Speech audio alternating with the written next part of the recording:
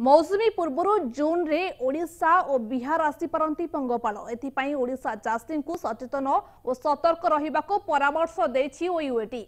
OUAT रो दिन ललित मोहन गडनायक ने सूचना देछंती।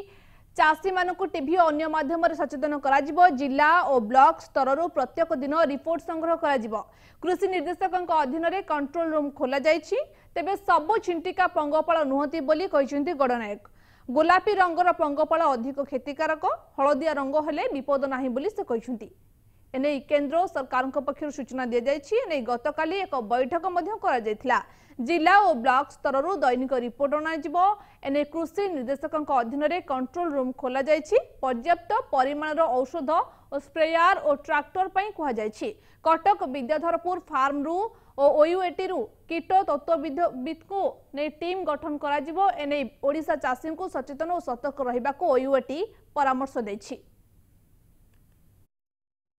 केंद्र सरकार तरफ आमको सूचना दिखाई जे जदि आसबे ताले संभावना रही बिहार और ओडिशा रे जून मास आसबार संभावना रही। एग्रीकल्चर प्रोडक्शन कमिशनर तत्वावधान में गोटे मीटिंग काली होता से मीटिंग में आम ओयूटी तरफ लोक थे, सरकार तरफ लोक थे, सीआरआरआई कटक धान गवेषणा केन्द्र अच्छी और केंद्र सरकार जो कीट नियंत्रण विभाग अच्छी लोक से आमको कौन विषय जदि आसती पंगपाल ताहले से आमको कौन मार्गदर्शिका काली तैयारी करने कहुई। चारोटी जिनस आमको विषय आलोचना कराई। प्रथम कथा हूँ जे चाषी भाई मानक आमको सचेतना करने पड़ो।